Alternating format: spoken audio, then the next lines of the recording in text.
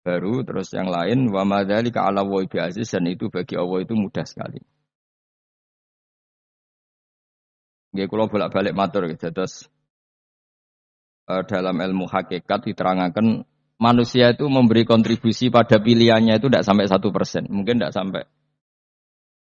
Misalnya kalau orang ditanya kenapa makanan ini enak, ya jawabnya biasanya gampang karena ini sate, kebetulan saya suka sate, terus bilang enak. Begitu juga misalnya hubungan suami istri, senang kumpul bojo mergo ayu dan sebagainya. Ya itu yang mudah diomongkan. Tapi misalnya bayangkan ke pas mangan sate, satenya enak terus gempa.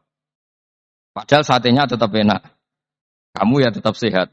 Tapi gara-gara gempa menjadi tidak enak. Berarti yang benar kan mangan sate ku enak, syaratnya gak pas garam gempa. Ono syarat meneh, ora konangan sing utangi.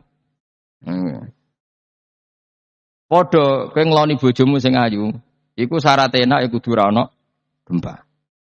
Ora pas ngamuk. Pas ngamuk lah ya tetep ayu, tapi kan kowe ora seneng. Artinya gini loh.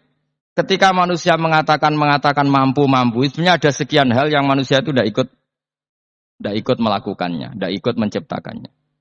Misalnya kue nyupir, supiranem enak, punya pengalaman. Tidak kecelakaan karena apa? Nyupir kue enak, mobilku normal. Mobilmu normal lah, wabrak mobil ya mabuk. Apa? Nah di sini ini manusia dituntut, diingatkan terus. Kamu itu butuh Allah, rahmat Allah itu yang melindungi kamu, bukan keahlian kamu, bukan kecakapan. Karena tanpa itu semua tidak bisa. Semuanya Allah. Ya, tapi manusia tadi gara-gara misalnya tadi mobilnya normal, dia punya keahlian nyupir, terus mengklaim kalau keselamatan dia itu karena hati-hatinya dia, karena mobilnya normal. Padahal ada sekian catatan yang menjadikan dia selamat. Dan semuanya itu kudrahnya Allah Subhanahu wa ta'ala. Misalnya gak ditabrak wong mabuk, gak ono gempa, gak ono bumi merekah. Misalnya kita pintar nyupir lah, terus bumi memangap, terus kita kecemplung, gak apa-apa. Pokoknya daerah-daerah kayak ya rasa tak sebut nomor itu. Kira tahu muka safayo bener mari tak sebut nomor yang ngeri. Intinya Indonesia ora aman, tapi kita tenang aja satunya ora aman kabeh ono sing aman. Ora usah kuwatir likuifaksi, ora usah kuwatir meteor jatuh, kabeh ya potensi napa? Potensi semua. Sehingga ini sedikit saya ijazahkan. Suatu saat kata Rasulullah, saya ya Mu'ad melihat kamu hanya sejengkal di depan para ulama ketika nanti di akhirat. Terus Mu'ad tanya, Rasulullah tanya, kenapa kamu hanya satu jengkal dengan derajatnya para ulama ketika sowan Allah? Jawabnya Mu'ad, kamu punya amal apa? Jawabnya Mu'ad, ya Rasulullah, saya tidak pernah melangkahkan satu kaki, kecuali saya tidak pernah yakin apa bisa melangkahkan kaki yang satunya. Dan saya tidak pernah mengunyah satu makanan kecuali saya juga tidak pernah yakin apa bisa menelannya. Dan saya tidak pernah bernafas satu nafas kecuali saya tidak yakin apa bisa nafas berikutnya. Saking dia tergantung ta'aluk semuanya sama kudrahnya Allah Subhanahu wa ta'ala. Kalau kita ini kan sok. Kalau makanan sudah di depannya kayak pasti bisa makan. Kalau dia sudah sehat jalan seakan-akan pasti bisa meneruskan. Padahal 0, sekian detik kowe mlaku dihantam mobil ya selesai. Misalnya stroke ya selesai, tidak bisa jalan. Sehingga para wali-walinya Allah itu orang yang fi lahdhatin min lahadzati, setiap kedipan dia, setiap perilaku dia itu hanya ta'aluk ambek Allah Subhanahu wa ta'ala. Itu yang disebut ya ayyuhan nasu antumul fuqara'u ila Allah. Nah, kemudian resiko makom ini, ya semua makom tak ada resikonya. Resiko makom ini itu biasanya dia lupa doa. Kenapa lupa doa? Karena doa itu terdefinisikan. Tak wari ilmu hakikat terus rungokno, ora paham lah tak ulangno. Ya resiko ilmu saya ingatkannya. Ilmu itu kan ada dua. Ada ilmu yang karena didefinisikan. Dan itu akhirnya menjadi masalah. Sebenarnya ilmu itu tidak perlu definisi. Kedua ilmu yang kita rasakan. Misalnya gini, kalau sampean saya tanya, kamu pernah nggak minta jadi punya uang banyak? Nggak tanya, pernah nggak minta? Terus artinya minta itu apa? Terus kita mendefinisikan, menengadahkan tangan, bilang ya Allah, saya minta uang banyak, saya minta ingin beli mobil. Itu namanya apa? Tidak jawab saja. Doa kan? Itu kesalahan kita. Kesalahan kita mendefinisikan doa itu misalnya menengadahkan tangan dan memohon dan menyebutkan permohonannya. Permohonannya itu terus disebut doa. Tapi kalau menurut Allah, sistem tubuh kamu yang menghendaki punya mobil, sistem tubuh kamu yang ingin punya uang banyak, reaksi tubuh kamu yang terhinakan karena ditagih orang atau butuh uang.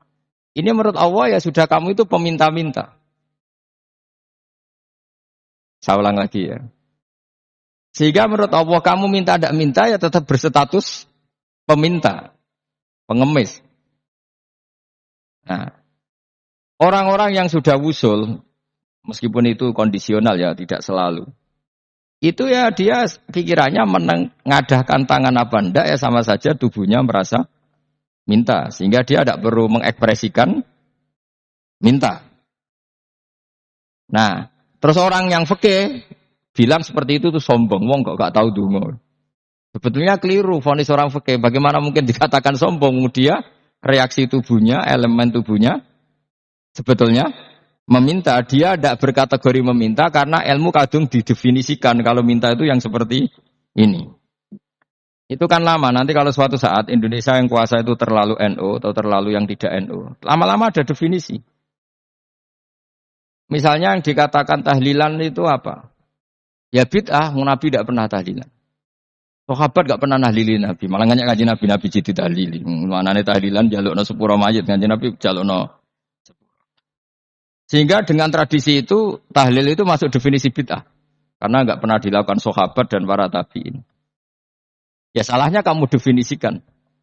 Tapi kalau udah kamu definisikan, sing diarani tahlil, ya maca la ilaha illallah. Terus mungkinkah satu bacaan la ilaha illallah dilarang? Wong ra oleh maca kalimat tauhid. Jadi misalnya tahlil iku nglafatno kalimat tauhid. Oke tok ya ora ngara iso dilarang tapi nak tahlil iku mitung dinane mayit kaya Buddha, sangane kriminal. Enak. Ya sudah seperti itu. Makanya banyak orang salah itu karena ilmu kadung didefinisikan. Nah, definisi itu sebenarnya tidak mengikat dalam banyak hal. Ini penting saya utarakan. Ya karena seperti itu. Makanya itu masalah-masalah besar antara kita dan firqah-firqah yang lain. Masalah ahli sunnah, terus masalah yang lain-lain. Memang ya sudah seperti itu. Ya saya ulang lagi ya. Ketika Nabi Ibrahim mau dibakar Namrud, itu masyhur cerita itu. Dan kemudian jadi namanya Habib Syah. Habib Syah itu sebetulnya hanya ngutip Habib Abdul Haddad. Jadi syair itu sebenarnya ada di Diwanul Haddad. Apa? Diwanul Haddad. Diwanul Haddad itu syair-syair Abdul Haddad ketika beliau usul, beliau mukasyafah. Terus bagian dinyanyikan Habib Syah terus jadi populer. Saya ulang lagi ya. Tubuh kita, misalnya kamu lapar, perut kamu kan mereaksi minta makan. Andaikan kamu itu Tuhan, kan kamu tahu bahwa perut kamu itu minta makan. Tanpa kita bilang, ya Allah saya minta makan, Allah tahu kalau reaksi tubuh kamu minta makan. Sehingga orang yang tidak minta pun asal makomnya makom yang ikror, mengakui kalau dia butuh, ya namanya sudah minta. Tapi fikih kadang mendefinisikan sing darani minta itu misalnya madhep kiblat terus menengadahkan tangan dan sebagainya. Ya sudah kita sebagai orang pengikut ya yang ikuti fikih, yang ikuti tasawuf sebetulnya itu definisi yang sepihak. Sehingga ketika Nabi Ibrahim mau dibakar Namrud, masyhur itu cerita itu. Beberapa hari mungkin bulan-bulan orang disuruh Namrud cari kayu sebanyak-banyaknya. Ketika kayu sudah terkumpul mungkin satu lapangan, Ibrahim mau dibakar. Pegawainya Namrud itu bingung caranya ngencalok Ibrahim. Mereka saking gedene napa? Api. Nak diuncalok kok ada iku ratok tengah. Nak diparekno iku kepanasan. Masyhur. Terus setan zaman iku urung akeh dadi ya setan tenan. Saiki kan duplikate sakeh dadi setan ra tau muncul. Wong duplikate wis napa? Akeh. Singkat cerita setan itu muncul pura-pura jadi manusia terus ditemukan manjanik. Manjanik ya semacam ketepil besar yang jadi menane dari kiai-kiai ketepil lu haram mergo penemune setan.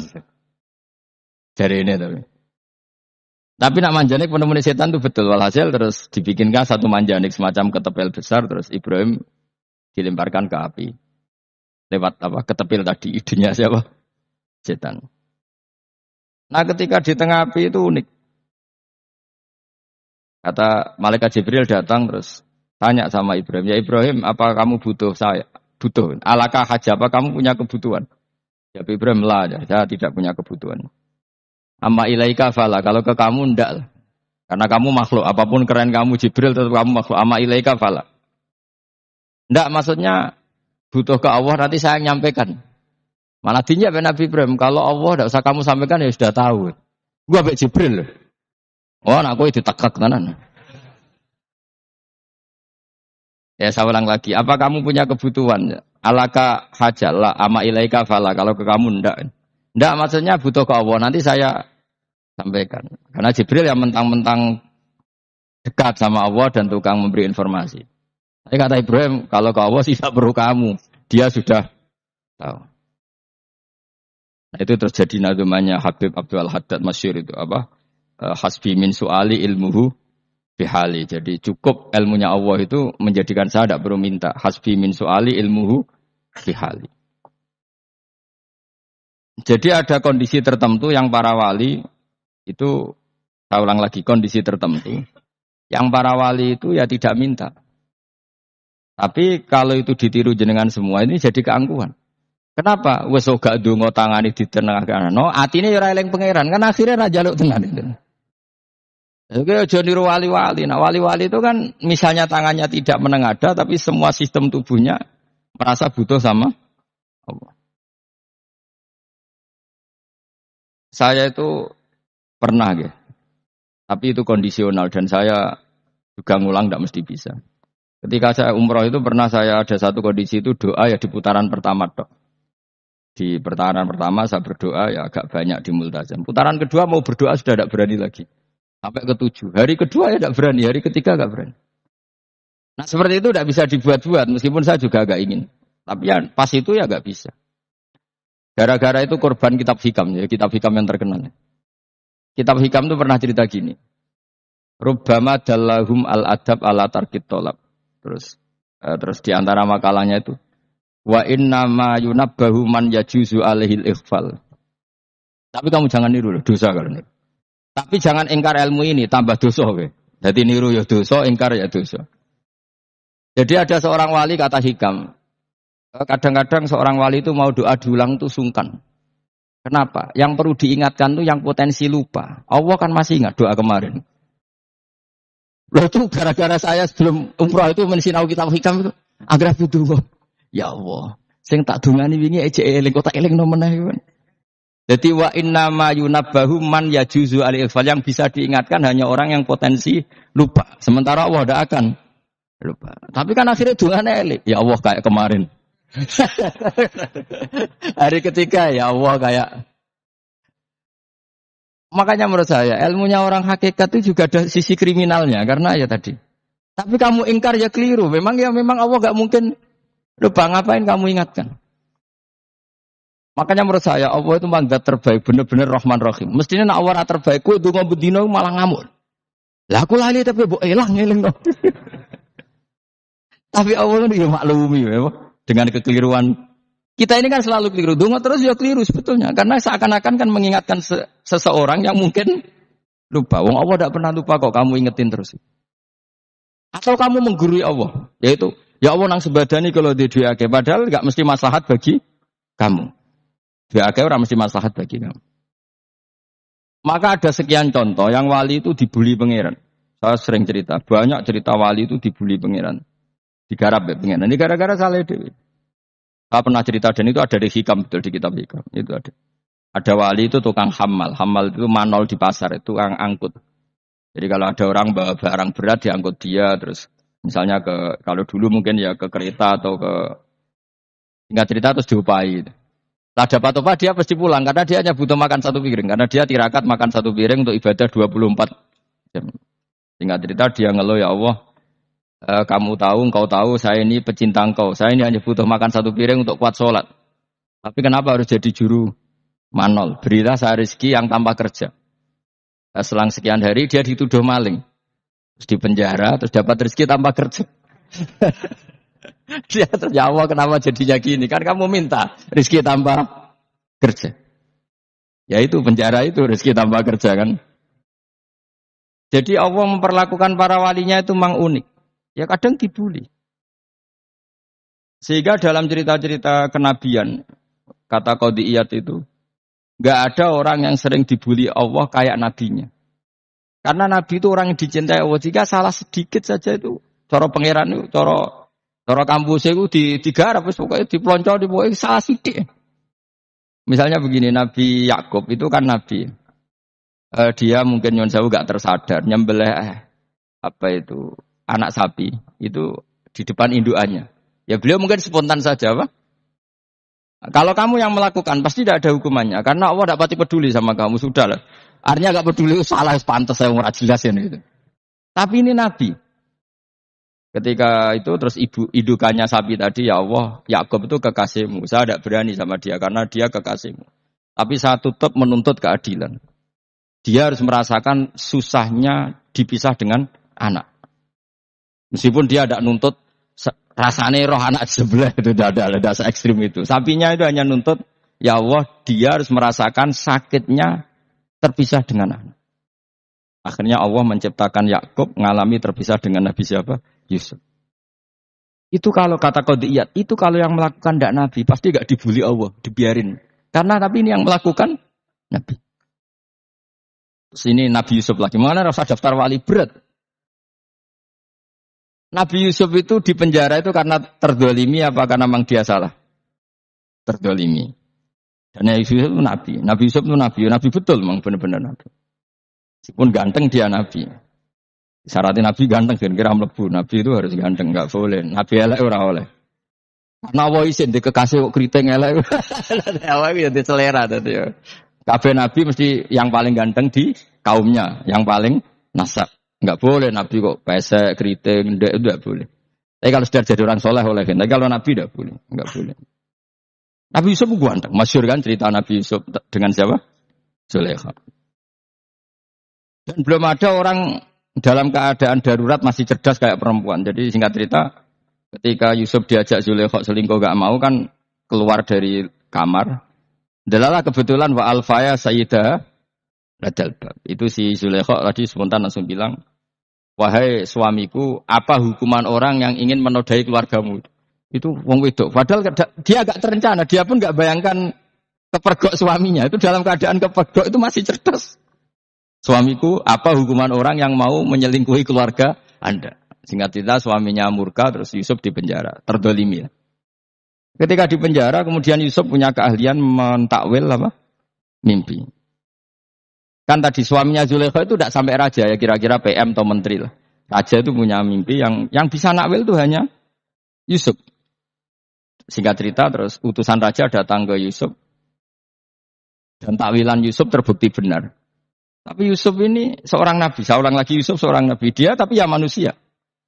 Bilang gini ke utusannya, coba bilangkan ke raja kamu, di penjara ini ada orang yang dipenjara secara terzalimi, yaitu saya. Tolong laporkan ke majikan. Itu Allah tersinggungnya itu bukan main. Nabi kok lapor makhluk. Itu tersinggung. Nah, kowe kan gak piye-piye. Kowe ngajakno proposal Allah ra piye-piye. Wis pokoke Allah mek kowe ra piye-piye wis. Wong sumben swargane ya ora langsung wae ngono pokoke kira-kira kan sudah gak perlu ditegur. Makanya fa'ansahu syaitanu dzikra rabbi falabitha fi sijni bid'asin. Maka Allah mentakdirkan utusan raja tadi itu lupa melaporkan peristiwa Yusuf ke raja tadi. Sehingga raja gak pernah dengar kalau ada orang di penjara karena Allah tersinggung. Wong kowe ku nabi kok lapore ambek penguasa. Ngono tok iku wis Allah tersinggung. Karena dia nabi, gak boleh nabi lapor makhluk. Jadi Allah itu dengan nabi itu sangat-sangat sensitif. Sangat-sangat sensitif. Ya begitu. Terus cerita yang terkenal, meskipun ini gak ada di Quran, Nabi Musa. Nabi Musa itu pernah sakit gigi. Karena dia mentang-mentang kalimullah, orang yang sering komunikasi dengan Allah minta ya Allah, tolong tunjukkan obat gigi saya itu apa. Nanti ini sama Allah dikasih tahu, kamu ngunyah suket ini gitu, rumput ini kamu kunyah nanti pasti sembuh. Karena resepnya dari Allah ya pasti mujarab, kan nggak ke dokter. Singkat cerita dikunyah terus sembuh. Suatu saat dia sakit gigi lagi, nggak konsultasi lagi karena masih punya resep kopian apa? Resep. Dia datang nyari suket yang sama dikunyah tambah sakit. Terus tanya sama Allah, ya Allah ini kan resepnya yang sama, kenapa tambah sakit? Kata Allah, kamu itu kekasihku. Roh nak sing ngobati ku aku ra suket sembrono. Semenjak itu Nabi Musa ra pernah resep lagi sudah.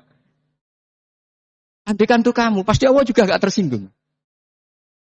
Makanya kata Qadiyat, kenapa para nabi sering ditegur itu bukan karena Allah murka. Nabi itu beda.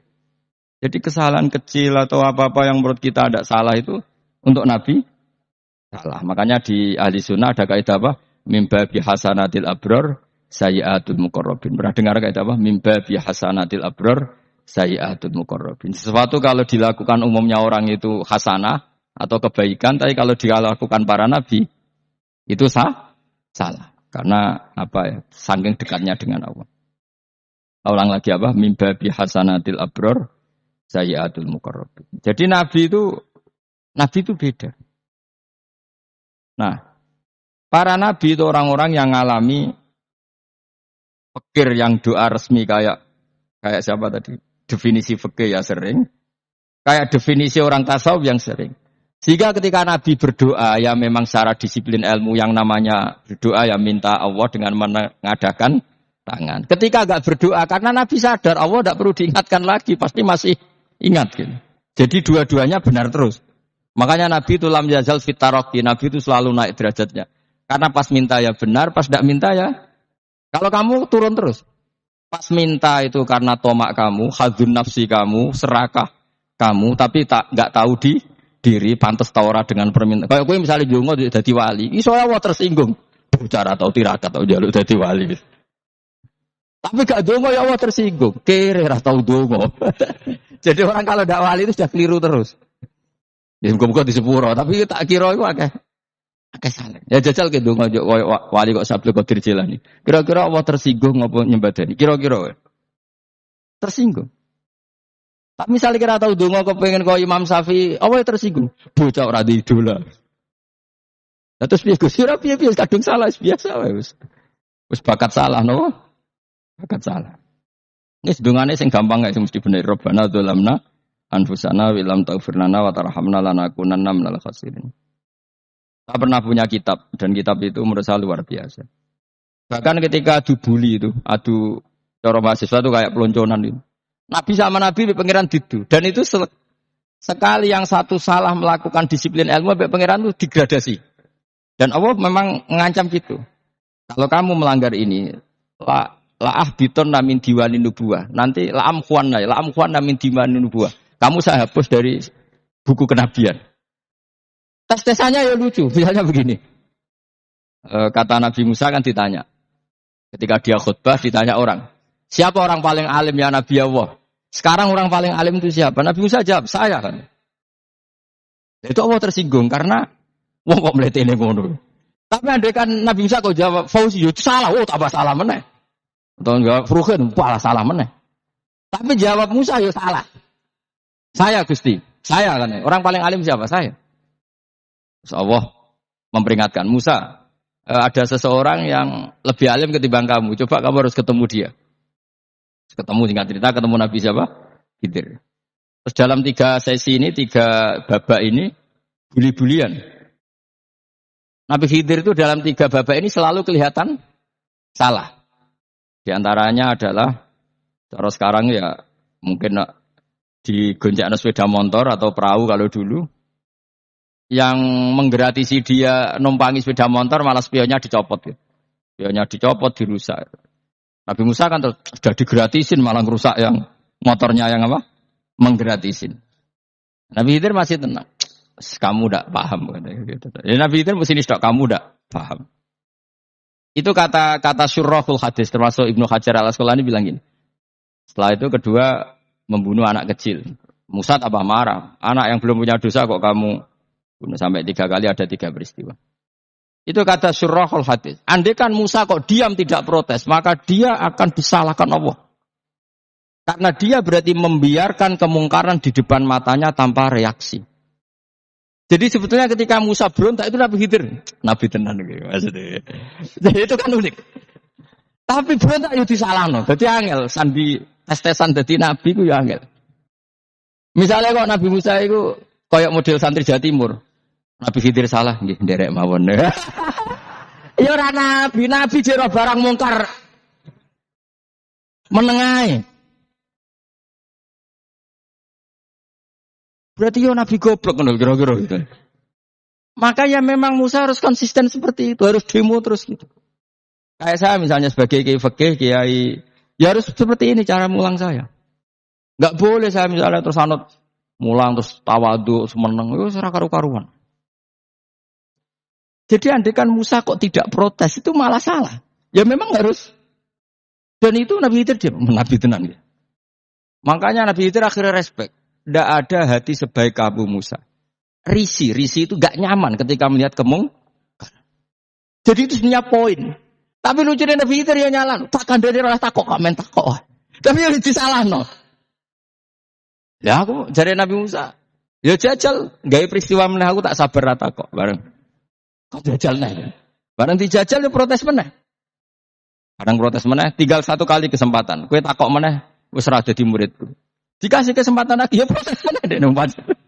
Tapi itu justru itu menjadi kelebihannya Nabi Musa. Karena syarat seorang Nabi adalah al-musara'ah ila ingkaril mungkar. Kata Ibnu Hajar al-Asqalani. Syarat seorang Nabi adalah secepat mengingkari sesuatu yang mungkar. Enggak boleh. Ya toh kan misalnya kita jadi murid, terus gurumu itu gandeng artis atau gandeng penyanyi dangdut. Genderek mawon. Jadi guru murid kok iya. Tapi kau yang loroi guru tersinggung. Raro hikmah ibu. Kan bingung no. De guru ini gak bingung no. Soalnya kayak de guru jadab dorong Jawa Timur apa? Gurumu gandeng penyanyi dangdut. Reaksimu biasa saya takut. Ayo loh, nak elek kan gak iri. Biasanya nak elek itu iri. Sekarangmu pak. Sing ayu, sing potensi iri. Kira-kira reaksi kamu itu milih derek mawon apa berontak? Golek oh, nak gurumu wong alim, mesti nak pasti meneng. Muridku goblok tenan, gak sensitif. Roh barang mungkar dilakukan di depannya kok tidak reaksi, tidak protes. Tenan muridku. Tapi lucunya guru mau nak protes ya. Gak ada akhlak nih. Guru lagi senengnya kok ora oleh. Nah Nabi itu kan buli-bulian. Jadi Nabi Khidir dengan Nabi Musa itu tebak-tebak. Karena 2 orang ini sama-sama kekasih Allah. Itu Nabi Musa justru barokahnya itu dia tidak pernah klasmennya di bawah Nabi Khidir. Semua ulama sepakat klasmennya Musa tetap di atas Nabi Khidir. Sehingga yang berlaku ya tetap ilmunya Nabi Musa. Bahwa membunuh anak kecil tidak boleh. Merusak perahu milik orang lain tidak boleh. Karena Allah tetap lebih respect dengan ilmunya Nabi Musa. Nabi Khidir tetap ilmunya nggak dipakai. Meskipun dia disebut hakikat. Karena ilmunya Nabi Khidir ngani ngoyo. Ngani ngoyo wong ape mutusno ngenteni nginceng Lauh Mahfuz. Lah sing iso iku sapa? Barang ra mungkin kok. Mulane Nabi Khidir terakhir menutup kalimatnya wa ma fa'altuhu an amri. Dzalika ta'wilu ma lam tasti alaihi sabr. Aku dhewe nglakoni ini ya ora roh, wis ditakdir nglakoni ngene wae. Dadi Nabi Khidir ya ora paham. Jadi wa ma fa'altu an amri itu terakhir kira-kira artinya saya sendiri tidak melakukan ini karena inspirasi saya sendiri atau keputusan saya sendiri. Tahu-tahu saya ditakdir melakukan. Karena pas itu Nabi Khidir disetting semuanya dengan ilmu hakikat. Yaitu bayi tadi memang kutiba kafiron. Kutiba apa? Kafiron. Memang dia nanti kalau umur nganti tua ditakdir mati kafir. Daripada mati kafir nanti, ya sudah mati sekarang. Tapi enggak mungkin kan ada syariat daripada soben beling pateni gek cilik. Wah ya. Ya ora ono syariat, tetap ikut Nabi Musa. Makanya kata Ibnu Hajar al-Asqalani itu uniknya Allah sama para wali-walinya. Wali ku kelirullah, iku tetep disenengi pangeran. Terus pangeran nabi-nabine yo gejol-gejolokan, yo pancen nak wong. Terus keempat gini. Tadi kan saya punya contoh 3, ini contoh keempat, ini terakhir. Nah, kakean kok ilmu ora cukup, utekmu malah bingung kabeh. Nabi itu minggat itu boleh ndak? Tanpa pamit, minggat itu pergi gak pamit itu boleh ndak? Ndak boleh. Rasulullah meskipun kayak apa disakiti di Mekah itu ndak pernah minggat, ndak pernah hijrah. Saya ulang lagi, karena butuh izin. Tapi Allah pernah punya kekasih yaitu Nabi Yunus. Nabi siapa? Yunus. Itu Quran meredaksikan ya abako. Abako itu terjemahnya apa? Minggat. Kalau pergi itu dhahaba. Tapi ini Allah meredaksikan itu abako. Abako itu ya minggat. Nabi Yunus itu dakwah di daerah Nainua. Ya. Nainua itu ya, Babylon sana. Kampungnya namanya Nainua. Ya, daerah Babylon. Ya. Babylon itu kalau di geografis modern ikut Irak. Ikut mana? Irak. Jadi Kufa, Basra, Babylon. Terus siapa itu yang ngalahkan pasukan Yahudi dulu itu Bukhtanasor, Hebuket, Nazir itu ikut mana? Babylon apa? Babylon. Wama unzila alal malakaini bi Babila Harut Marut. Makanya kalau ulama-ulama melihat Irak kacau sampai sekarang itu tidak kaget. Irak itu ardun mal'unah kalau di kitab-kitab. Bumi yang memang sudah terlaknati mulai dulu. Sehingga ketika ada kasus Saddam Hussein sekarang itu ulama tidak kaget. Zaman Rasulullah Sugeng itu Irak itu termasuk sudah bumi yang guna ke azalazil. Di sana pasti banyak fitnah. Fitnah pertama yang dicatat sejarah adalah Mautul Husain apa? Kapundute Said siapa? Husain di Karbala. Era Imam Syafi'i adalah zaman mifnah, ulama dibantai karena dipaksa mengatakan Quran apa? Makhluk. Terus konflik-konflik sampai era Saddam Hussein terus era sekarang jadi. Nah, kita ini ulama sebenarnya tahu tarikh itu. Tapi di era modern kan dianalisis karena campur tangan ini itu ya sudah lah. Sebebo goblok naik daripada kok bantah-bantahan malah rakam. Sebebo goblok, sebebo pinter. Sekarang kan analisisnya kan, wah ini ada campur tangan pihak ketiga diciptakan nih sauni-unimu. Ya kalau intelijen harus ngomong seperti itu. Kalau kita seperti ulama memang dari dulu dicap Nabi hunalika az-zalazil wal fitan. Saya teruskan. Nabi Yunus itu dakwai kaumnya itu lama sekali dan tidak iman.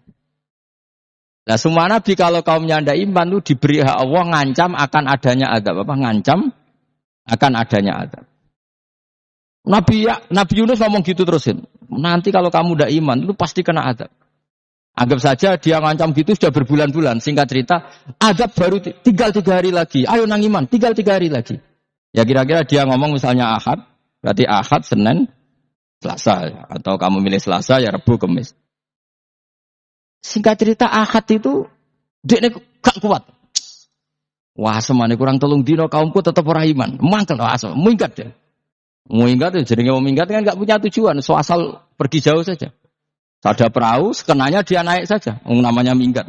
Kalau bawa bekal terencana, bawa visa paspor kan plesir namanya. Jenenge minggat itu ya gak, ya sekenanya. Gak persiapan. Singkat cerita sampai ikut perahu nelayan tadi terus zaman itu ya ada mitos kalau ada gelombang yang gak wajar pasti ada orang minggat. Terus ditanya siapa yang minggat? Nabi Yunus kan orangnya jujur saya kata dia. Ya sudah yang minggat harus dicemplung gitu.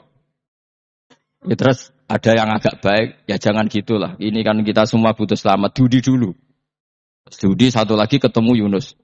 Coba mungkin salah udahnya Dudi lagi ketemu sampai 3 kali ketemu Yunus. Makanya fasahama fakana minal mutkhadin diuji dia kalah kemudian tenggelam.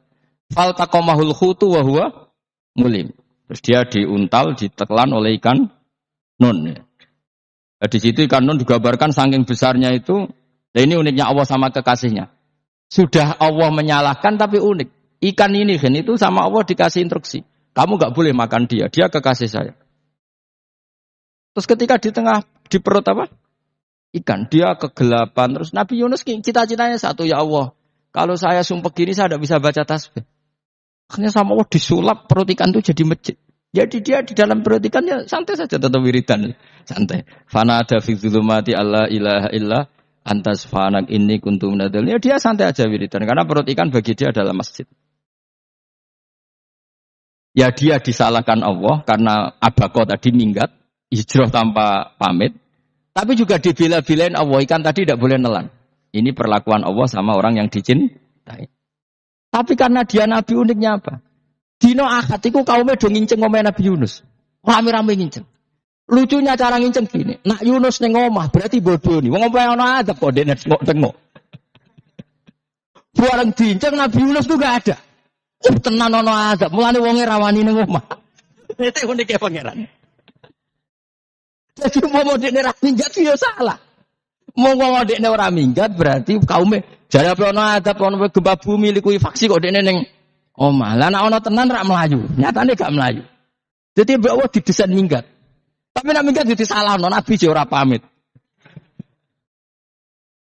Makanya masyhur saya itu punya kitab karangannya Habib Alim Alamah, mbah-mbahnya Habib Anis, Habib Ali bin Husain yang ngarang apa? Ali bin Muhammad bin Husain karang yang Simtud Duror itu. Itu diantara doanya gini. Tapi jangan tiru loh, gue rawali bro. Aku rawani niru. Cuma saya hafal secara ilmu, tapi saya tidak berani niru. Waj'al sayyiati man ahbabta. Ya Allah, jadikan kesalahan saya itu kesalahan orang yang kau cintai. Terus pokoknya salah lah jadi pengiran kadung seneng, salah lah ya capek wae wong seneng. Waj'al sayyiati man ahbabta. Terus koyo kowe lah dimanja wong tuamu anak paling disayang. Salah wae lucu. Kok cah cilik. Kowe seneng cah cilik, salah wae lucu. Mecano gelas ya lucu, tiba ya lucu. Tibane cah tuwek-tuwek. Bocah jelalatan mulane tiba. Nah itu barang kau menginceng omahe Nabi Yunus gak ono wong. Wah, berarti azab mau turun betul. Andai kan azab tidak jadi turun, pasti Nabi Yunus berani di rumah. Tenang. Wes barang mulai malam Kemis, azab itu sudah kelihatan. Ada puting beliung, ada apa sudah jelas pasti ada azab. Kaum yang lapangan tobat finish. Secara bal-balan menit-menit apa? Terakhir. Woi, ambek pengen ditampa tobaté. Wes gak sida tak azab wong kowe tobat. Enggak cerita Nabi Yunus hari ketiga atau apa dia selamat. Pakai versi yang umum saja. Selamat faltaqamaul khutu bahwa terus falaula annahu kana minal musabbihin ala bi batni ila yaumi yubasir. Akhirnya dimuntahkan sama ikan tun tadi terus dia keluar. Barang keluar tanya-tanya kabar gimana kabar kampung Nenuah baik-baik saja. Kabar awal dimulai karena dia tahu kalau orang bohong itu dihukum mati. Padahal dia bohong katanya Kemis itu ada azab ternyata kampungnya baik-baik. Padahal baik-baiknya karena mereka tobat. Jadi masyarakatnya nyari dia karena mau iman. Si nabinya agak berani pulang karena nanti dihukum mati. Itu. Aku pangeran ambek kekasih jadi pangeran yo bully itu. Oh itu gue beda-bedaan. Wong kekasih pangeran mbek ngono. Aku ora ngerti pito langsung diadab. Dadi pangeran mbek kekasih iku beda ora koyo akhirnya Yunus ramane mulai. Wah nak mulai disiksa. Perkarane kalau pembohong itu dihukum mati. Masyarakat yang goleki tenan, mergo nalem Kemis ku ono azab tenan. Cuma terus do tobat. Disebut falaula kanat qaryatun amanat fanafa'aha imanuha illa qauma Yunus lamma amanu kasyafna anhum adzabal khizi fil hayatid dunya. Enggak ada kampung yang saya adab kecuali kasil tak adab, kecuali kaum Nabi Yunus. Aku semeh ngadab lho, pas menit terakhir peta adab tobat. Akhirnya rasido dari pangeran. Iku kaum Nabi sinten? Iku ya barokah ninggate Nabi Yunus. Lah iku nabi. Wong keliru kok barokah. Iku nabi. Umpama Nabi Yunus ora minggat, kaumnya berpikir Yunus bohong. Wong ape ana azab kok tengok-tengok ning omah. Tapi pas minggat tenan iki disalahno pangeran, minggat kok gak pamit. Ikmat. Amalane kira usah protes. Wali iku beda, kekasih pangeran beda. Itu sama dengan sing dialami Rasulullah sallallahu alaihi wasallam ning Sulhul Hudaybiyah. Semua perjanjian itu salah secara hukum fikih. Bukan salah lagi, sangat salah cara ukuran fikih. Sehingga semua sahabat itu protes kecuali Abu Bakar As-Siddiq. Cuma semuanya omong Umar, tapi semua sahabat aslinya ya protes. Coba di antara perjanjian gini. Pertama kan, biar sampean enggak terlalu jadi teroris, enggak terlalu jadi ekstremis. Ya memang, ya usah jadi teroris, ya usah terlalu jadi teroris. Semua itu mungkin, Kang. Ning dunia semuanya mungkin. Singkat cerita Nabi itu sudah di Hudaybiyah. Hudaybiyah dengan Mekah kan tinggal sekitar paling 40 kilo. Saya pernah itikaf di masjid yang pernah dipakai Hudaybiyah. Kan sekarang jadi mikot ya. Termasuk mikot umroh di Mekah kan apa? Hudaybiyah kan mikot di yang terkenal kan apa? Jirona, Tanim, Hudaybiyah. Itu perjanjiannya tuh gini. Perwakilan dari Quraisy namanya Suhail bin Amr siapa? Suhail bin Amr. Perjanjiannya gini, Muhammad kamu tidak boleh masuk Mekah. Kamu boleh masuk Mekah itu tahun depan.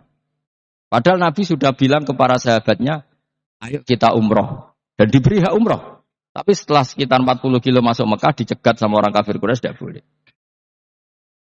Lah, Nabi sakit tenan. Nabi kadung mentafsir, memberi berita gembira, saya mimpi, kalian masuk tanah haram, aminina mukhalikin, aman semua. Semuanya bercukur gundul atau mencetak rambut. Pokoknya, kata sahabat senang sekali, karena mimpi Rasulullah tidak pernah apa? Tidak pernah salah. Bareng di situ, di antara perjanjiannya, ada maka tabali Muhammad Rasulullah. Ini perjanjian yang ditulis Muhammad Rasulullah. Kata Suhail, hapus kata Muhammad Rasulullah. Kalau saya tahu kamu Rasulullah, tidak saya perangi. Tulis Muhammad bin Abdullah. Kata Rasulullah, ya Ali, hapus tulisan Muhammad Rasulullah.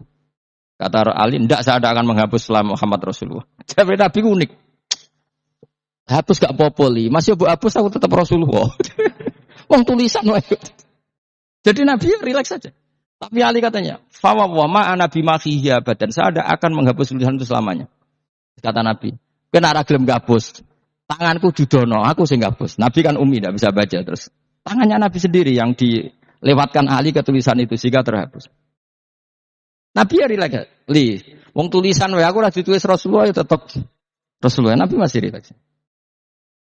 Terus perjanjian kedua, kalau ada orang kafir Quraisy masuk Islam harus dikembalikan. Karena berarti keluar dari habitat. Tapi kalau sudah Islam kok masuk kafir lagi harus dibiarkan. Karena berarti kembali ke habitat. Nabi bilang, ya enggak masalah. Semua perjanjian itu merugikan Islam. Itu secara fikih pasti salah. Akhirnya Umar itu protesnya keras sekali. Ya Rasulullah, apa engkau masih Nabi? Lu takai sengak. Apa engkau masih Nabi? Dan Nabi siapa santai? Bala ya saya masih Nabi. Tapi kenapa kamu hinakan kita dan memberikan kehormatan pada orang-orang kafir itu? Jawabnya kan Nabi lucu. Ya agama iki wae pangeran. Masih aku perjanjian ning ngono kok pangeran sing ngangkat agama iki tenang wae. Kanjeng Nabi ku yo nek perjanjian wae manusa gampang. Jadi Nabi itu sangi imannya Allah tetap yu'izzu hadzal. Allah pasti memuliakan ini agama. Apapun perjanjian yang diciptakan manusia. Makanya bapak saya, Mbah Mun guru saya itu ngaram-ngaram tenan mikir Islam. Islam mbok pikir haram ono sing duwe. Ben ngono. Dunia rusak kok apa ben. Tetap Islam itu mulya. Rasa mbok pikir, wis keliru-keliru lah perjanjian dunia keliru lah. Lo coba Uni Soviet kayak apa hegemoninya? Kayak apa kuatnya Uni Soviet? 100 tahun mengkooptasi Uzbek, Tajikistan dan tapi apa bisa menghilangkan keimannya orang Uzbek Ceknya? Ketika Uni Soviet bubar langsung malah negara-negara itu jadi persemakmuran yang negara apa? Islam. Indonesia kayak apa? Dikooptasi PKI, dijajah Londo 350. Mbah Soleh Darat alim zaman Londo, buyut-buyutku alim zaman Londo. Iku semondok Mekah ya alim. Zaman PKI akeh wong alim. Saiki ayo zaman Islam Nusantara apa ono sing alim koyo. Berarti Islam menarik zaman wis diregani negara, zaman rung dinegani negara iku wis mul. Karena ini agama milik Allah. Punya ketahanan yang luar biasa. Mana dari Nabi tentang kayak perjanjian salah lah, Mar. Gak apa-apa. Inna wa ta'ala a'azza hadati. Inna wa ta'ala la yudhi'u dinahu wa la yudhi'u. Pokoknya pangeran bakal ngembar agamanya orang masalah perjanjian keliru lah. Perjanjian ketiga begitu semuanya merugikan Islam. Tapi apa kata Abu Bakar ketika protes Nabi gak dijawab, datang ke Abu Bakar. Menurut kamu gimana? Jawabnya Abu Bakar lucu. Makanya ini menunjukkan makanya kenapa ahli sunnah berkeyakinan afdhalus sahabat itu siapa? Abu Bakar. Jawabnya Abu Bakar. Wes amar, perjanjiannya keliru lah, wes keliru lah. Kayak gremeng-gremeng santai gremeng. Tapi la tadkhul bainahu wa baina habibi. Kamu jangan masuk wilayah itu hubungannya orang yang terkasih sama kekasihnya. Wes gak masuk akal lah semeneng ae. Ya sehingga ya sudah Allah punya. Ternyata nah perjanjian keempat ini yang agak Nabi hanya minta gini dok. Itu saya turuti semua, tapi saya minta satu hal kata Nabi. Bolehkan diskusi tentang Islam terbuka. Makanya diskusi terbuka itu baru kata Nabi. Jangan larang orang mendiskusikan Islam. Itu dok mintanya. Oke dari Suhail, diskusi wae pikirannya Suhail kan, diskusi wae. Enggak masuk Islam, diskusi. Jangan larang orang yang membicarakan Islam secara terbuka. Ada kata terbukanya. Dari Suhail, oke enggak masalah. Itu dok yang Itu pun nggak jelas menguntungkan Islam apa? Enggak. Akhirnya apa yang terjadi? Darun Nadwa, tempat-tempat pertemuan cara sakniki gerdu, gedung parlemen, semuanya itu diskusi. Sakjane Muhammad itu sapa? Konsep Islam ku piye? Dan semua yang cerdas dukung. Sakjane yo bener Muhammad. Nyembah watu pancen goblok tenan. Pancen yo goblok tenan wong watu kok di. Terus nak Yahudi ora bener pisan, Nasrani ora bener pangeran telu. Waduh. Suwe-suwe hasil diskusi sepakat. Pancen yo tetep bener Muhammad. Tetep bener Muhammad. Akhirnya hasil diskusi itu akhirnya mereka membatalkan perjanjiannya sendiri. Perkara baru kayak apa? Malah Nabi ketika balik di Madinah, Umar sempat protes ning dalan. Oke ya Rasulullah, saya nerima konsep Anda, tapi saya menyisakan satu pertanyaan. Jadi jenengan niku ana ayat sing nurjukna la tadkhulunal masjidal harama insyaallahu aminina muhallikina ru'usakum. Lah kok nyatane ra sida mlebu Mekah, malah kita terusir kembali lagi ke Madinah. Iku Nabi yang agak lucu ngendikan. Mar, ning ayat iku ora gak ana taune. Apa ana ayat iku taun iki? Sing ngatene taun iki ra kowe. Jadi Nabi yo ora ana taune ya. Ora ana taune kok tauni dhewe kan kira-kira.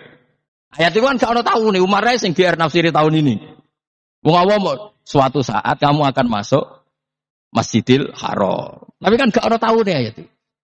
Apa di ayat itu ada tahunnya Umar dan Allah bilang tahun ini ya ndak, ya sudah kalau nggak ada tahunnya pokoknya mesti kapan-kapan terjadi. Tapi ora saiki. Kayak sugih rugen kan gak ono tahun nih, ora iso. Mau aku do gak ono sugih tapi kan tanpa tahun. Iku suwi. Nah, akhirnya apa yang terjadi? Ada diskusi masif di Mekah. Setiap yang cerdas, setiap Nabi tanya Abu Sufyan siapa? Nabi mau komentar gini, sama siapa teksnya? Misluhu la yajhalul Islam. Kalau Islam sudah didiskusikan, otak secerdas Ikrimah bin Abi Jahal, secerdas ini pasti tidak bodoh tentang Islam. Maknanya pasti akal yang waras memilih Islam. Wah, akhirnya Islam jadi masif. Ya sudah, karena Islam sudah masif, tokoh-tokohnya cenderung Islam, akhirnya perjanjian itu dibatalkan sendiri. Akhirnya waro'aitan nasa yadkhuluna fi dinillahi afwaja. Akhirnya mereka berbondong-bondong masuk Islam. Itu artinya apa? Nabi ku gawe perjanjian cara fikih keliru wae, cara fikih cara zahire keliru wae, tetap barokah karena punya hubungan khusus dengan Allah Subhanahu wa taala. Makanya la tadkhul bainahu wa baina habibi. Itu kan kayak ya sudah seperti itu. Jadi pangeran makanya Sayyid Ali itu Sohibu Simtiduran nak donga di antara doanya waj'al sayyiati man ahbabta. Jadikan ya Allah kesalahan saya kesalahan orang yang engkau cintai. Karena ulama nyontono ngene, saiki Nabi Adam ambek iblis itu padha salah ya to. Enggak jawab. Padha salah, iblis itu salah bodoni Nabi Adam salah dilarang mangan wit khuldi tetep mangan. Mok trimo rayuan di sinten? Iblis. Tapi wong piye-piye pangeran ku seneng Nabi Adam. Sediluk diusir bar sumastabahu rabbuhu fataba alaihi wa hada. Bar langsung Adam urung metu ka swarga diwarai. Damke kepengen tak sepuro nggih, tak warai dongane. Iblis tak diwarai. Ana kira donga, donga. Dadi ngene ya pokoke wong disenengi ku menang kan. Lah kaya aja donga iku, kowe ora bakat wali biasa wae iki cerita. Ya sudah seperti itu. Ya, tapi emang ya sudah seperti itu. Nabi Adam itu urung pati keusir tenan iku fatalah qa Adam rabbihi kalimatin fataba. Jadi urung terlalu jauh dari surga. Gamane lagi pertama medun ke bumi ambek Allah wis diwarai beberapa kalimat sing dadekno di sepuro pangeran. Mergo waj'al sayyiati man ahbabta. Ini penting kalau aturna mulane wilayah-wilayah kenabian itu wilayah yang kita tidak pernah tahu detailnya, tapi kita yakin Nabi itu para kekasih Allah. Dan agama Islam itu juga agama paling diridhoi Allah. Maka di zaman apapun, kecewa apapun dengan perjanjian dengan negara maupun dengan dunia, Islam tetap dirumat pangeran. Kita ora usah kuwatir. Mikir Islam ku keliru. Nangit mayo oleh mikir keliru. Agamane pangeran kok mbok pikir. Saya masyhur. Sayyidina Umar itu kan khalifah paling sukses masalah futuhat. Di masalah apa? Futuhat. Dan Ibnu Umar setiap jalan-jalan itu dibully sama orang-orang. Ya Ibn Umar, mbok ya kamu itu minta sama bapak kamu supaya dia nyebut penggantinya siapa. Atau bikin suksesi lah. Jangan kok dia khalifah sukses kemudian tidak jelas juntrungannya. Kan dia tetap mati suatu saat.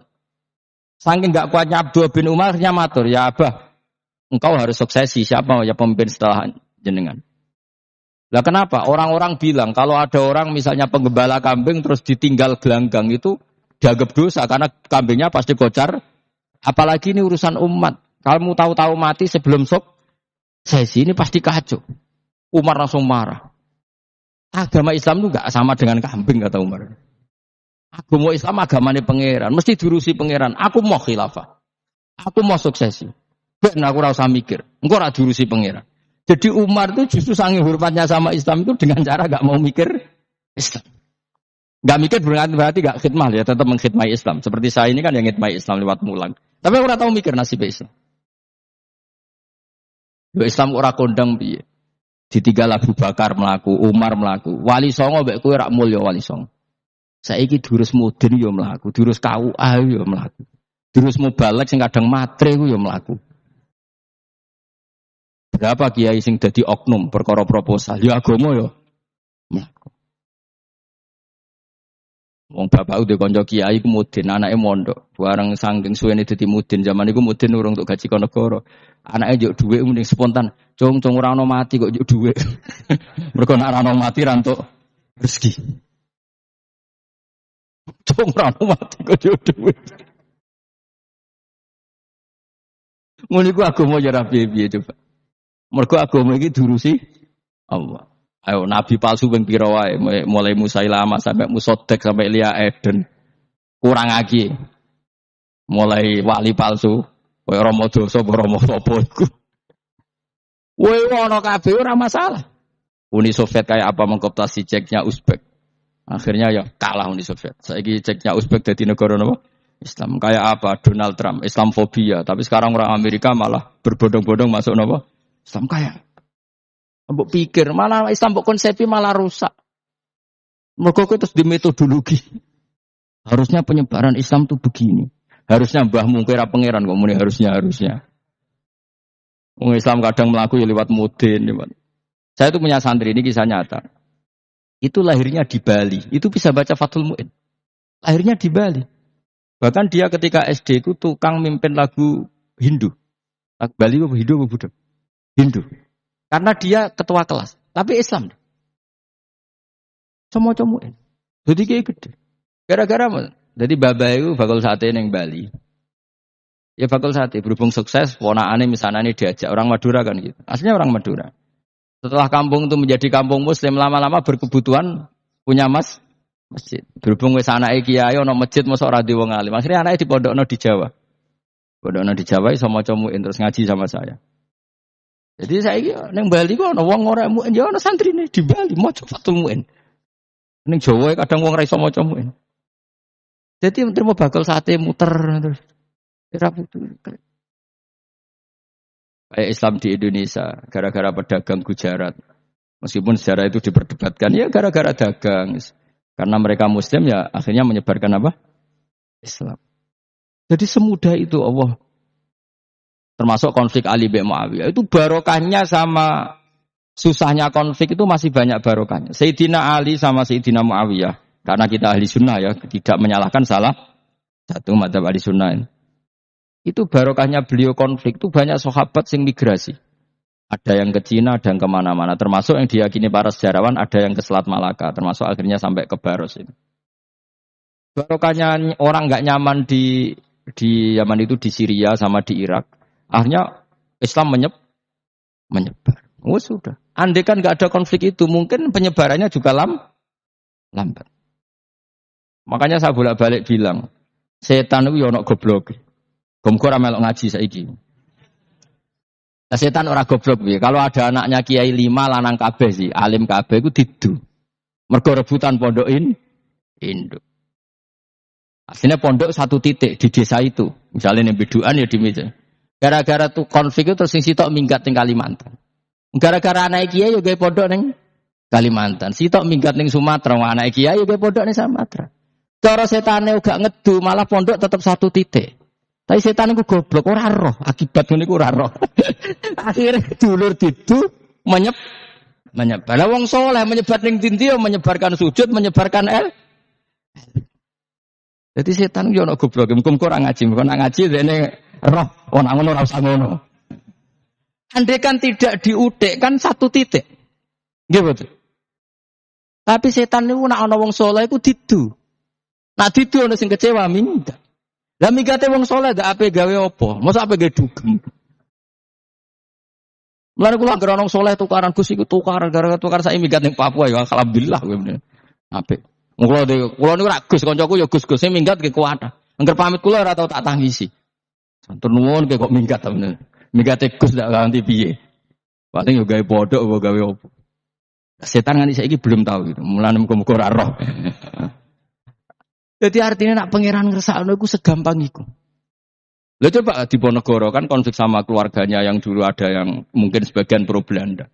Ning Sulawesi ya tetep gawe napa? Pondok. Engko ning gone wis pokoke angker ning dinti. Wali Songo. Sunan Kalijaga agak pati cocok mbek buyutku, Sunan Kudus. Rapati cocok akhire dakwah ning kidul daerah kene. So akhire ono ya mono dakwah ro khatam terus dadi Islam macam-macam. Serasa diterusno. Tapi ya barokah iku ana Islam tok Tingkir, tok Solo, tok Jogja. Cara rapati tukaran yo Sunan Kalijaga men ngewangi Sunan Kudus, Sunan Bonang ning gone. Berhubung barokah tukaran sithik-sithik ya. Jadi bahasa saya itu buyut-buyut itu Sunan Kudus itu luwih dukung Arya napa? Penangsang. Sing Kalijaga dukung wong kene so. Sutawijaya. Mbok pokoke ora usah diterus-terusno. Pokoke saiki wong Jogja diulang Kudus, buyut-buyut kula niku tiyang Kudus. Wis ora usah dijero-jerono. Jelas barokah. Mau ora tukaran yo utak-utak ning Pantura. Barokah tukaran yo, Dok. Ya itu. Tapi ora usah terus nak ngono tukaran barokah ora usah muni ngono. Pokoke apa yang angeran sing ngersakno kabeh barokah. Tapi ora usah diciptakan. Ana suami istri pegatan terus. Ya kadang ya barokah sing wedok untuk bojo luwih bener. Akhirnya alhamdulillah saiki bojoku apik. Padahal sing lanang tau GR, nak pegat iso apa? Ya piye malah apik. Iku pangeran. Makanya mikir Islam yo mikir. Sekarang kan ndak orang terlalu semangat Islam terus dia konsep Islam harus menguasai negara, akhirnya memaksakan jadi pemimpin. Itu Islam harus kultural. Akhirnya kejawen Islami. Muat Islam kudu kaya, jebule kedonyan ndeknane ora. Islam kudu fakir, bebas hisab, kefikiran akhirnya buruh Cina. Justru kakean konsep bisa mari kewajib. Lah ya ana sing, "Wah Islam kudu sugih, nak sugih ben kuat." Jebule bareng sugih kedo, ana sing milih fikir ae ben tambah hisab, kefikiran Islam buruh Cina. Islam harus merebut negara supaya ada konsep khilafah. Pas ngrebute wis ngafir-ngafir wong akeh. Pas prosesnya wis dadekno perkara. Islam harus kultural, jumlah main gong wae malah sindenan terus. Rasido dakwah, mergo kakean apa? Kultural ora usah dikonsep, terus ben mlaku. Pangeran dhewe sing ngatur Islam. Kayak apa agama ini pernah ditinggal orang-orang terbaik. Mulai para sahabat tabiin sampai wali songo, nyatanya tetap berjalan. Iku nunjukno agama ini diurusi Allah Subhanahu wa taala. Napa khidmah wae. Kayak saya yang mengkhidmah Islam. Khidmah itu berbakti memberi pelayanan pada Islam. Tapi ra usah ngrasa mimpin apa Islam, apalagi membuat konsep untuk Islam. Justru konsep kita ini nanti yang merusak. Karena tadi ngendikan ulama-ulama wa inna minal ilmi la jahlan. Kadang ilmu itu tetap melahirkan kebodohan. Kenapa? Ketika ulama ditanya innal ilmi tuhyanan ka tuhyanil mal. Karena ilmu itu punya keangkuhan, kelajutan kayak lajutnya harta. Misalnya gini, saya seorang faqih. Ditanya sesuatu yang tidak mendesak pun saya jawab. Hanya karena mempertahankan kredibilitas saya sebagai seorang faqih. Padahal jawaban saya itu malah bahaya bagi Islam. Misalnya gini, contoh gampang. Ada orang misalnya Ruhin baru tobat, dia sholatnya salah, rukuknya salah. Terus saya ditanya sama Fauzi, Gus sholatnya Ruhin sah apa enggak? Wong dia enggak memenuhi syarat dan rukun. Tentu saya sesuai disiplin fikih saya bilang enggak sah. Karena harus sujudnya ngongkrong atau dia sholatnya fatihahnya tidak benar. Padahal andaikan saya tidak jawab lebih baik. Karena apa? Bisa saja menurut Allah sholatnya dia enggak sah secara fikih tapi diterima Allah. Karena dari tidak sholat menjadi sholat. Itu kan ibarat begini. Orang makan tela yang agak-agak beracun, tapi tidak racun yang mematikan. Itu baik apa enggak? Ya tidak baik jawabannya. Tapi kalau bandingannya daripada tidak makan sama sekali, tentu baik makan. Nah, kesalahan itu yang, makanya kata Imam Ghazali, kesalahan itu yang dialami para fuqaha mu'asirun sekarang. Setiap pertanyaan itu dijawab. Dan ironisnya karena sesuai disiplin. Ya tidak bisa. Makanya saya pernah punya teman, divonis dokter 2 bulan lagi mati. Terus teman itu gak doyan mangan. Terus, tapi sarannya dia hidup kalau ada obat dari Jerman katanya. Kalau ada obat dari Jerman dia hidup. Kalau enggak ya mati kan. Tak tilii, mati kapan? Kan itu cari kabare 2 bulan. Sesuk wis suban 2 bulan. Lho Gus 2 bulane cepet kok malah sesuk. Kowe iku iman mulai cilik. Memangnya mati iku enggak 2 bulan kasih sesuk wae sesuk iso wae kok. Wong pangeran sing di otoritasnya wae ra jajeni 2 bulan 3 bulan kok dokter jajeni ke percaya. Men aneh-aneh wae. Sik tak takoni Israel lah ngono. Iya Gus, ora mesti bener kok tak imani. Lah iya kowe cek goblok kowe iku mondok 2 wulan iku ora mesti sesuk ya mungkin. Nah padha-padha mungkin sesuk ya mungkin kok ya mungkin. Padha-padha mungkin kok milih sing 2 wulan, milih sesuk ae.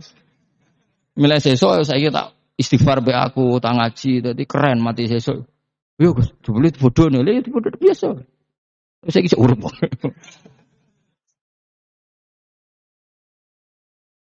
Ya karena tadi sesuatu yang enggak otoritasnya itu kita ini kan jadi orang aneh. Agama mulai dulu mengajarkan kita beribadahlah kepada Allah seakan-akan kamu mati besok. Nak kowe santri tenan tanpa diancam mati 2 wulan niku nak ibadah kok mati sesuk 2 wulan niku kesuwen. Lho kula nganti saiki perasaan kula nggih urip sedina. Mulane kula di dhuwit 200.000 cara kula nggih kathah. Urip nganti sesuk di dhuwit 200.000 cek aki ya. Ana wong butuh dhuwit akeh mergo nyongkone urip suwi. Kula ker. Lan kula ora pati seneng derajat, sesuk mati kok di derajat barang sesuk. Ya gitu mangka anak tamu tu. Sebenarnya dia terus mulai rileks, mulai sebelum malah ramati. Sembrono terus. Maksud saya itu kita makanya kembali lagi antumul fuqara'u ila kita ini butuh apa? Makanya kula suwun soalnya anut para nabi dan kalau ada kesalahan para wali, para nabi itu kesalahannya apa? Mimba bihasanatil abrar sayyatul muqarrabin. Jadi nabi itu karena hubungannya dengan Allah sangat apa? Dekat sehingga hal-hal yang cara zahir itu salah tapi itu menjadi berkah dan kita tidak pernah tahu kayak apa sulhul apa Hudaybiyah. Makanya kata Abu Bakar enggak ada sulhun a'dhamu minal Hudaybiyah. Enggak ada perdamaian yang lebih afdal ketimbang Hudaybiyah. Makanya saya itu termasuk ulama yang setuju misalnya di McGill di Amerika atau di Kanada itu kan ada Islamic Studies. Saya pernah ditanya, Gus, kalau ada sekolah perbandingan agama, menurut kamu setuju enggak? Saya bilang enggak masalah. Yang penting asal yang dikaji itu Islamnya, bukan orangnya. Kalau yang dikaji orangnya ya copet Indonesia ya Muslim. Kadang koruptornya ketua partai Islam. Nah, anak wonge kan macem-macem. Yang dikaji Islamnya loh, asal yang dikaji jangan orangnya. Orangnya bulet-bulet. Wah, juara lah no.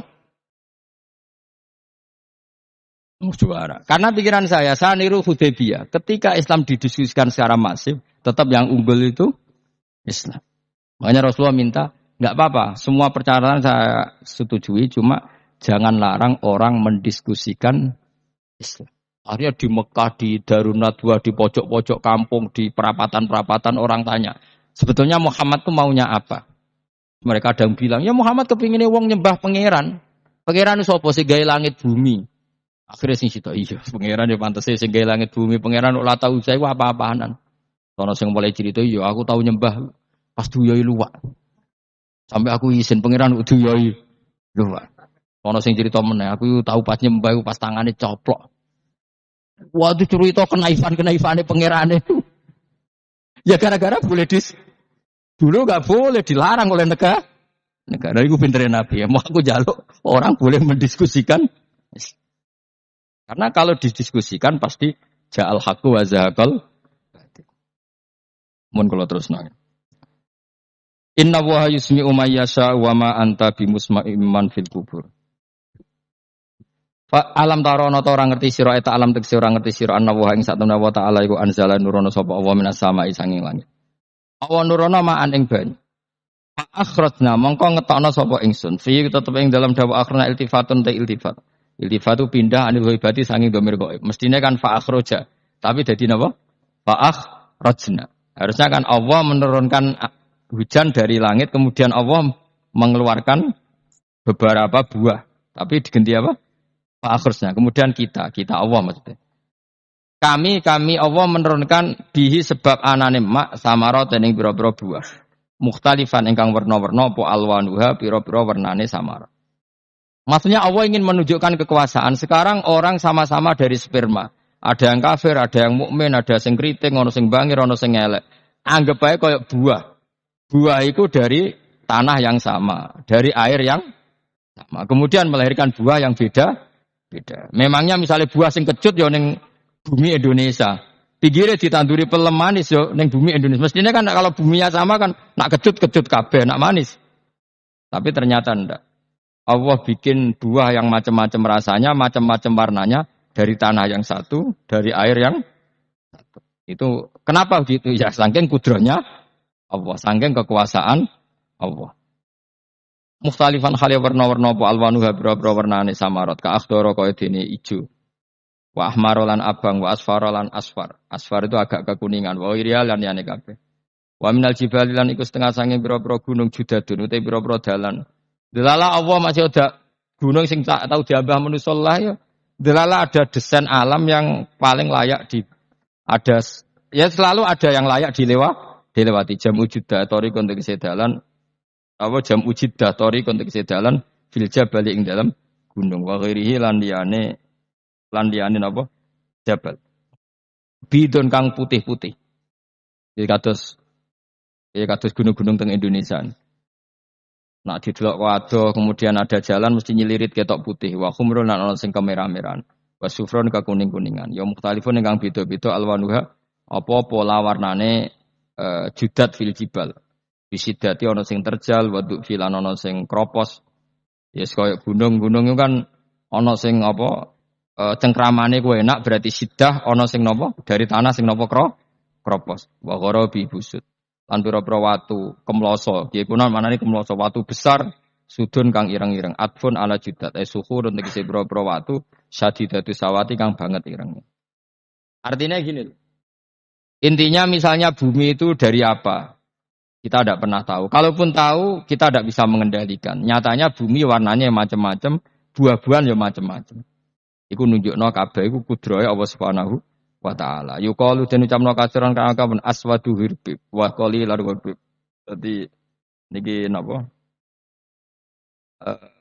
Masalah kedap. Wa minan mukhtalif nisbatun wa anwan.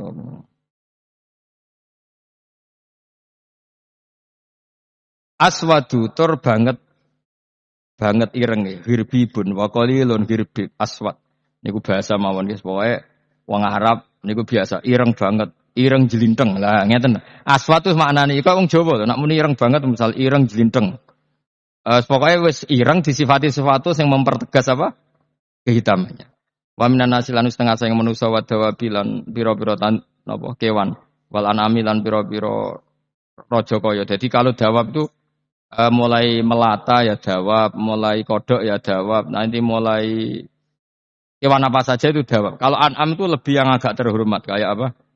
Kambing, kayak unta, sapi itu masuknya apa? An'am mukhtalifun utai sing beda-beda apa alwanhu pira-pira warnane iki kabeh. Ya kadzalik kaya warnane pira-pira kewan. Pira